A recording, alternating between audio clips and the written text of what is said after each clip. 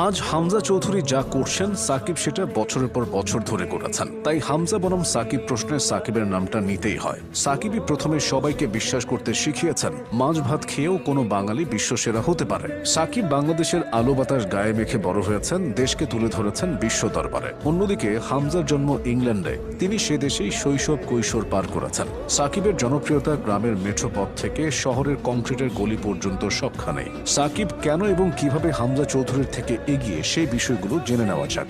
বছরের পর বছর ধরে বৈশ্বিক ক্রীড়াঙ্গনে সাকিবের যে পরিচিতি তৈরি হয়েছে সেটা 1 বা 2 বছরে অন্য কেউ দখল করতে পারবে না। 2019 সালের ক্রিকেট বিশ্বকাপের আগের কথা। বাংলাদেশের একজন রেডিও ধারাভাষ্যকার ইংল্যান্ডের এক স্টেডিয়ামে ঢোকার চেষ্টা করছিলেন, কিন্তু দারোয়ান কিছুতেই ঢুকতে দিচ্ছিল না। জানতে চাওয়া হয় কোন দেশ থেকে এসেছেন, উত্তরে তিনি বলেন বাংলাদেশ। উত্তেজিত হয়ে সেই দারোয়ান ইংরেজিতে যা বলেন তার অর্থ দাঁড়ায়, আপনি সাকিব আল হাসানের দেশের মানুষ।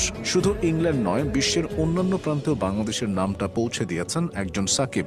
যে ব্যক্তি বাংলাদেশকে অন্য কোনোভাবে চিনত না, সেও সাকিবের মাধ্যমে লাল সবুজের এই দেশটার কথা শুনেছে। এদিক থেকে সাকিব যে কোনো বাংলাদেশি খেলোয়াড়ের চেয়ে সেরা। দ্বিতীয় বিষয়টা হলো জনপ্রিয়তা। সাকিবের মতো জনপ্রিয় খেলোয়াড় বাংলাদেশ তার জন্মলগ্ন থেকে পায়নি। তরুণ থেকে বৃদ্ধ, যুবক থেকে যুবতী, সব শ্রেণীর লোকই তার ভক্ত। ক্যারিয়ারে বিভিন্ন বিতর্কের জন্ম দিলেও সাকিবের গ্রহণযোগ্যতা অন্য পর্যায়ে। বিকেএসপিতে হাজার হাজার শিশু জড়ো হয়ে সাকিবের খেলা দেখে। প্রত্যন্ত অঞ্চলের বাচ্চাদের মধ্যেও সাকিবের জনপ্রিয়তা তুঙ্গে। বিজ্ঞাপনের গানের ভাষায় বললে তিনি আসলেই বাংলাদেশের জান, বাংলাদেশের প্রাণ। এমন জনপ্রিয়তা হামজা চৌধুরী কখনো পাবেন কিনা সেটা ভাবার বিষয়। হামজার থেকে সাকিবের সেরা হওয়ার পরের কারণটা অর্জন। ক্রিকেট ইতিহাসে টেস্ট, ওয়ানডে এবং টি-20 তিন ধরনের ক্রিকেটে একই সময়ে 1 নম্বরে থাকা একমাত্র ক্রিকেটার সাকিব। 2015 সালে তিনি এই বিরল কীর্তি অর্জন করেন।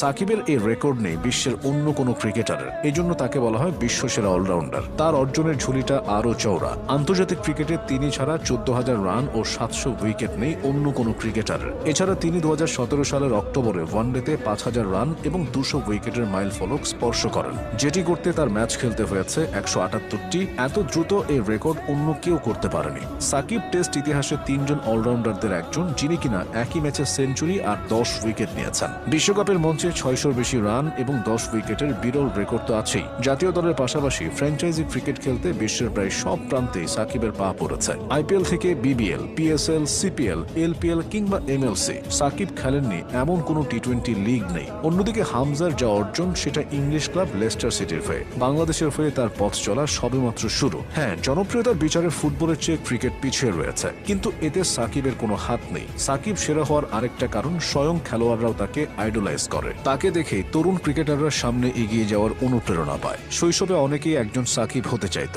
জাতীয় দলের জুনিয়র